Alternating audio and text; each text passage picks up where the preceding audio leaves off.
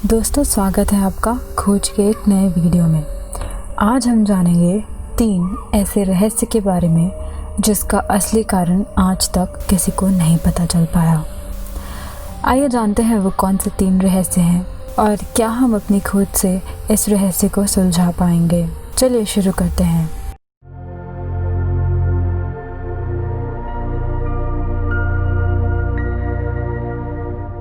इस लिस्ट में सबसे पहला नंबर आता है लद्दाख के गोंगका ला पास का, जो इंडिया चाइना बॉर्डर के विवादित एरिया में आता है।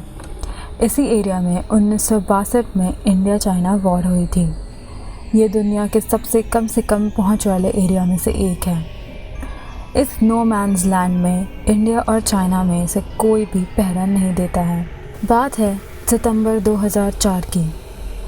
इसरो के 5 साइंटिस्ट की टीम समुद्र टापू पर कैंप लगाए हुए थे।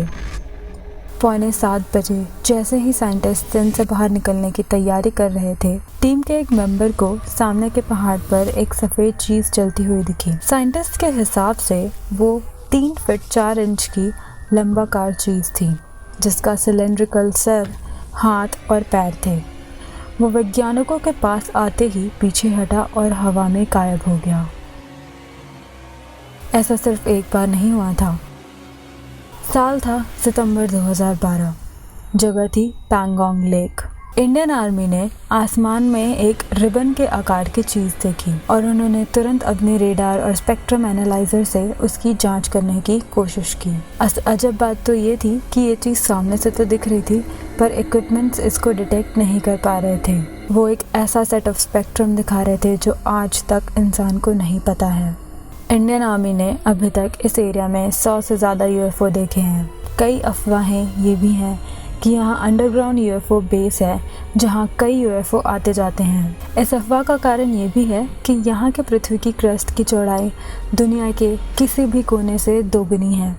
इसकी गहराई का कारण है कन्वर्जन प्लेट बाउंड्री। ये बाउंड्री तब बनती है जब एक टेक्टोनिक प्लेट दूसरे के ऊपर आ जाता है। इस कारण बहुत हद तक मुमकिन है कि भारत में हम लोगों के बीच में ही एक अंडरग्राउंड यूएफओ बेस हो। नंबर 2 पर आता है रूपकुंड झील। बात है सन 1942 की। एक ब्रिटेन फॉरेस्ट गार्ड रूपकुंड झील के पास घूम रहा था। तभी उसकी नज़र झील पर पड़ी। उसने देखा कि झील की सतह पर ढेरों कंकाल तैर रहे थे। ये देखकर उसके होश उड़ गए और उसने वहाँ के लोगों को आगाह किया। इस झील में इतने कंकाल कहाँ से आए ये तो किसी को नहीं पता, पर वहाँ के रहने वालों में इसको लेकर कई कहानियाँ मशहूर हैं। एक कहानी ये है कि ये जापानी सैनिकों के कंकाल हैं जो युद्ध में शहीद हो गए थे।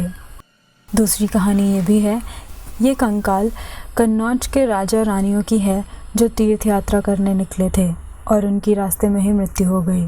पर 2004 में वैज्ञानिकों ने रेडियो कार्बन टेस्ट और फॉरेंसिक्स से खोज किया कि ये कंकाल सन 850 के हैं। असल में सन 850 में भयंकर ओलों की बारिश हुई थी, जिस कारण उस झील के पास गुजर रहे लोगों पर क्रिकेट बॉल के बराबर के ओले पड़े थे। उसमें 300 से 600 लोगों की मृत्यु हो गई। हमने ये खोज करने की कोशिश की कि क्या लोग ओले गिरने के कारण मर सकते हैं। इसका जवाब है हाँ, ये बहुत हद तक मुमकिन है।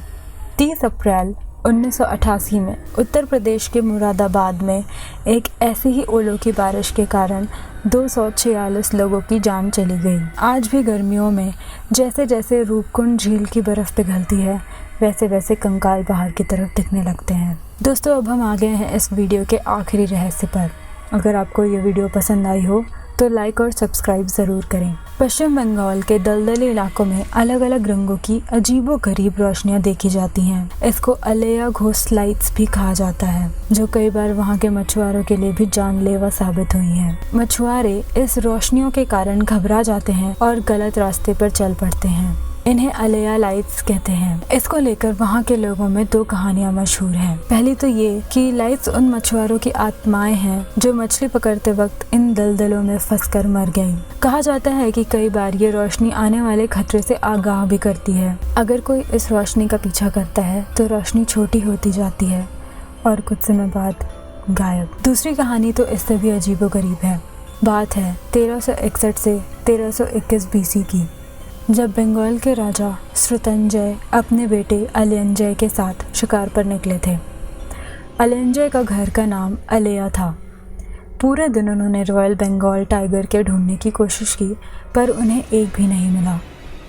जैसे ही वो लोग हार मानकर वापस घर की तरफ बढ़ ही रहे थे, तभी अलेया ने एक बाघिन और उसके बच्चे को नदी के पास देखा। वो अपने बच्चे को नदी में बिना गिरे पानी पिलाना सिखा रही थी। जब तक वो पीछे मुड़कर देखती, तब तक राजा के दल ने उसे और उसके बच्चे को घेर लिया था। अलेया जैसे ही बाघिन को मारने के लिए आगे बढ़ा, माँ को पता था कि वो खुद को नहीं बचा सकती, पर उसने अपने बच्चे को बचाने की कोशिश की। उसने बच्चे को अपने मुंह से उठाया और सैनिकों के ऊपर कूद गई। कुछ समय बाद जब बच्चा माँ को ढूंढते हुए नदी पर आया, तो उसे अपनी माँ की लाश मिली। खैर, वो प्यासा बच्चा नदी से पानी पीने की कोशिश में नदी में गिरकर मर गया। जब अगली बार राजा और अलेया शिकार करने आए, तभी उन्हें वहाँ एक बाघिन अपने बच्चे के साथ दोबारा मिली। खुशी के मारे अलेया उनको मारने के चक्कर में आगे बढ़ा और दलदल में फंसकर मर गया। लोगों का कहना है कि अलेया के मरने के बाद से बाघिन और उसके बच्चे की आत्मा कई बार शिकारियों को भटका देती है। अगर अलेया लाइट्स के पीछे के साइंटिफिक फैक्ट यानी वैज्ञानिक खोज के बारे में बात करें, तो 1976 में अलेजांड्रो वोल्टा ने पता लगाया था। उन्होंने कहा कि ये ऑर्गेनिक पदार्थों जैसे मीथेन, फॉस्फीन और डाइफॉस्फीन के आयनाइज होने के कारण जो फोटोन बनता है, उसके कारण ये रोशनी दिखती है। फोटोन के अलग अलग वेवलेंथ के होने के कारण अलग अलग रंग दिखाई पड़ते हैं। दोस्तों, आशा करती हूँ कि आपको ये वीडियो पसंद आया होगा। अगर हाँ, तो खुद भी एंजॉय कीजिए और अपने दोस्तों के साथ भी शेयर कीजिए। आपसे मिलेंगे अगले हफ्ते एक नए वीडियो के साथ। तब तक के लिए धन्यवाद।